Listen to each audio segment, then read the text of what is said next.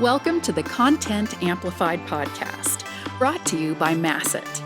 Our goal is to help you get more from your marketing content.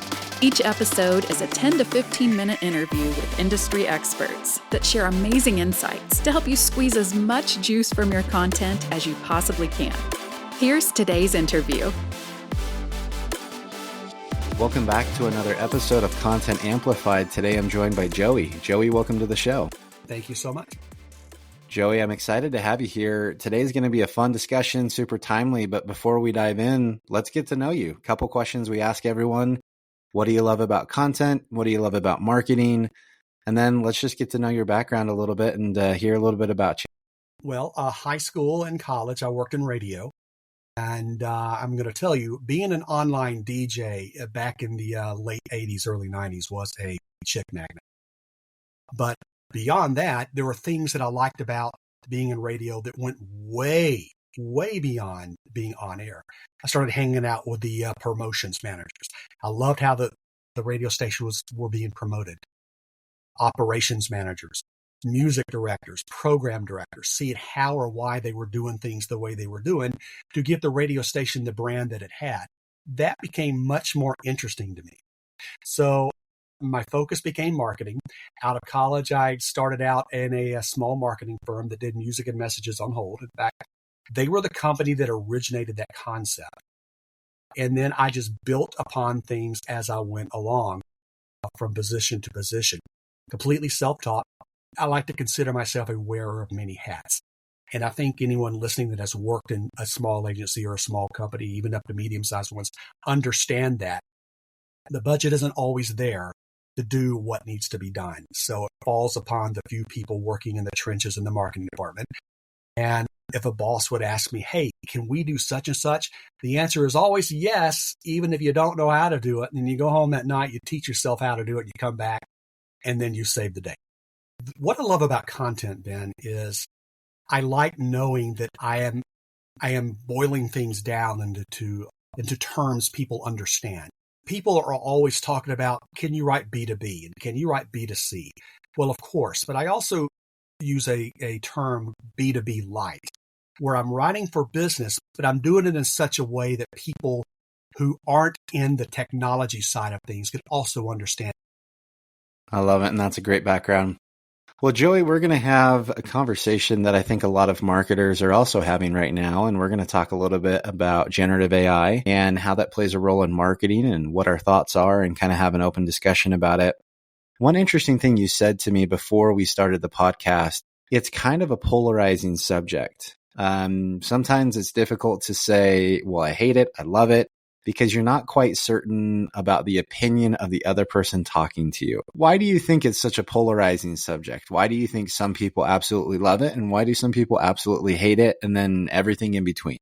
Well, just coming from the perspective of speaking to someone who wants to hire you for your next role or your next project. Some people consider AI cheating. Like, oh, you're not really a writer. You just tell AI what to write and then it churns it out for you. Or some people would say, oh, that's exactly what we want. Tell AI what to write, get in there and tweak it so we can just push out this content, lots of content, 24/7, lots of content. So that's the reason why, to me, you have to sort of straddle the line when you're talking about it until you understand where the other person is coming from. I see it both ways. I adopted AI early on. And I've always used a term called AI assist. I will either already have something written and then run it through AI to see if it can improve it in any way. Or I'll ask AI to write something and then I go in and I tweak it myself because it never gives me exactly what I want.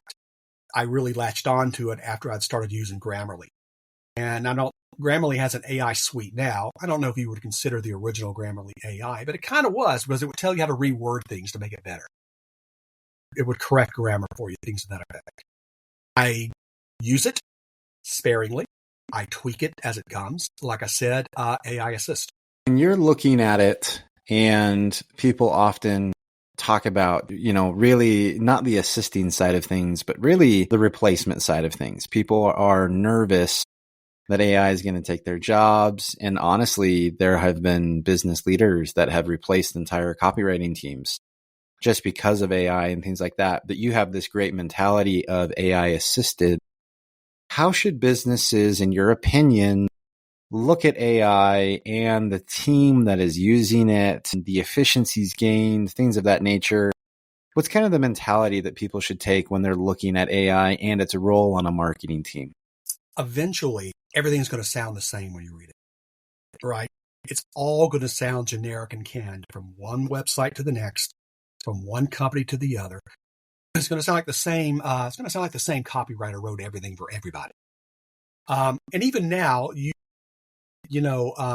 ChatGPT, their parent company, has come out with this new thing that supposedly is going to prevent students from cheating. That sort of puts a watermark on their text, so it's 99% accurate.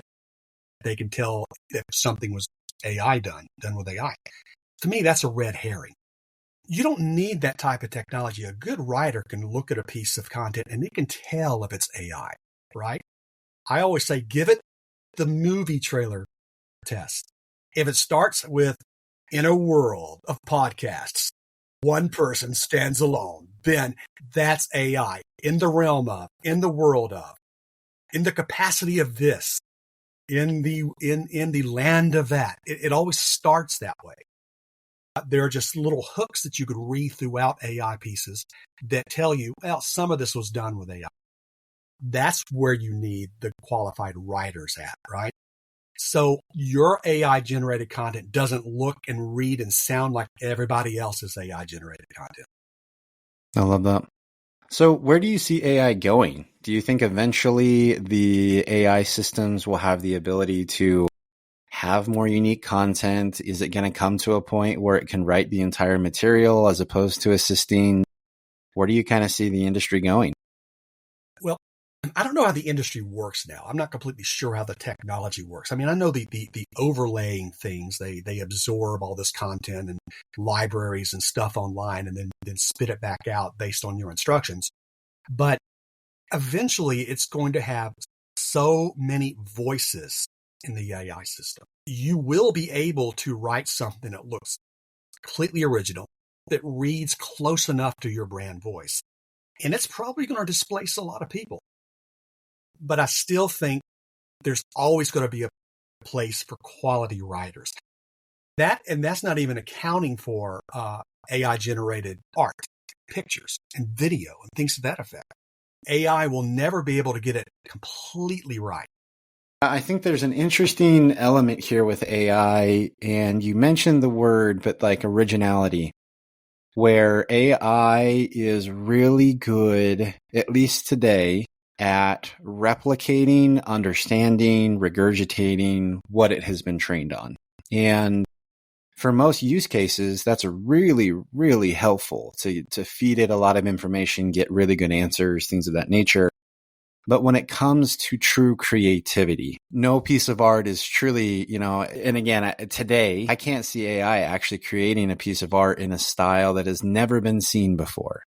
It may be able to replicate the styles of other artists and merge those and things like that, but truly coming up with something unique and something that has never been seen before, it doesn't have that capability today. Is that why you feel like AI needs writers, or does it go beyond that, in your opinion, Joey? That's the start. That's the start. You could say, for example, you could tell an AI engine, give me a picture of Ben in the style of Patrick Nagel, right? And it spits that picture out, right? But it's like you said, it's nothing original. You've seen it before. You've seen it on Duran Duran covers, right? That's where it all comes down to, creating something completely original. Have you seen the novel writers like pseudo write? So there are a lot of them out there, and they will write complete novels for you. All you have to do is you can guide the writing. First paragraph, I want this to happen. Second paragraph, I want this to happen. First page, fifth page, this needs to happen. These are the characters, write my novel. It will write a novel, and it will write a good novel for you. But there are some times that you can actually find passages in it that are completely plagiarized from another book. That's the failing of AI right now. It can't completely disguise its unoriginality. Yeah, it's fascinating. And I mean, tying that into AI, There are things that don't match a specific formula, like in music or in art or in movies, cinema, that really just bring out something in human nature that you never knew, like you would so closely tie yourself to. And that's the kind of, again, AI isn't going to, at least in the near future, they're not going to be able to create that kind of element because it hasn't had that experience. It can't understand really that human connection that maybe we even can't articulate as of today. I'll tell you something else that AI hasn't mastered yet, not even close, and that's critical reviews.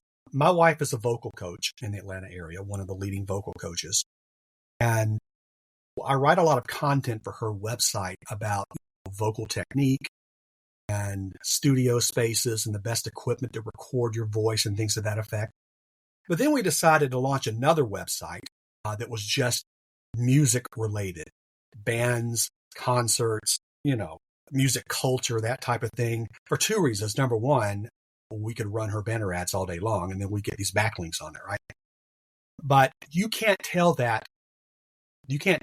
AI to write a review of the latest Taylor Swift album because it will come back with a long thing, but it'll include songs that she never recorded. It'll include songs from the last album. It just can't comprehend that you want the latest album released on this date. It will not do it for you. So we've all heard the story about the lawyer that got disbarred for turning in a brief that he did with ChatGPT because the information was wrong. That's not uncommon, especially when it comes to things that have to be factual. So what are your thoughts on a lot of marketing is the rational, logical element where people can really think through it. And then on the other end is the emotional connection of the journey. Whether you're in B2C, B2B, it's all the same. We sell to people. It's just whether you sell to them and they're paying for it out of their own pocket or their business's pocket. That's the main difference. When it comes to AI, how do you look at the emotional kind of content? And are there opportunities for AI to be able to help you write content that connects with people emotionally? How do you kind of weigh those out? AI is good with this. Back in my radio days, we used to run these PSAs from a nonprofit called the Ad Council. And I remember one that sticks out in my mind. It was about a person that wanted to advertise their barbecue restaurant. And the marketer says, we just say this, that, and the other. And the restaurant owner says, well, that doesn't even begin to describe what my barbecue restaurant does. And the guy launches in with his thick Southern accent, sticky barbecue sauce dripping down the finest cuts of meat, blah, blah, blah, blah, blah. And you can actually envision what he's talking about. AI is pretty good at doing that, right? So if you have to do some sort of marketing campaign for an industry that you don't know a whole lot about, and you haven't been able to connect emotionally with that particular space's audience, AI can do that for you. Just always fact check. I love that. Yeah, it's a great opportunity for you to explore areas that you're not as really, at least you don't have the expertise there and you can lean on that a little bit more. I think that's really powerful. All right, Joey, these episodes go by quick. They're meant to be short, fun snippets for people to get their daily dose of marketing. I would love to hear, are there any other points or other elements about AI that you think are really important for the audience to know? If you're going to lean heavily into AI, get yourself a good plagiarism checker. Grammarly's plagiarism checker is decent, but it's not the best out there. Get something like CopyLeaks or Copyscape. If a line in your copy is any place else on the internet, it will find it. That's how you clean up your work. That's another way to do AI assist. Make sure the work you're letting AI generate for you isn't plagiarized from something that happened 10 years ago. Because someone out there is going to remember it. So if you get a good plagiarism checker, it'll find it and you can clean that copy up. Love that. I think that's a great point. I think that's a part of the stack that a lot of people often overlook. We look at creating the content, using the tools, effectiveness, but again, let's respect other people's work and what they've done and utilize those tools to make sure that we absolutely are not infringing on copyrights or intellectual property, things like that. I think that's a great call out that we should all spend a lot more time on. Love it. If anyone wants to continue the conversation and reach out and connect with you, how and where can they find you? Well, you can connect with me on LinkedIn. I believe I am listed as Joseph, then in parentheses, Joey Davis. And I'll be happy to connect with you there. Love it. Awesome. Well, Joey, again, thank you so much for the time today. Thank you. Thank you for listening to the Content Amplified podcast. Please subscribe and leave us a review. And for additional ways to get more out of your content, visit our website at getmasset.com. That's getmasset.com. And tune in next time to the Content Amplified podcast.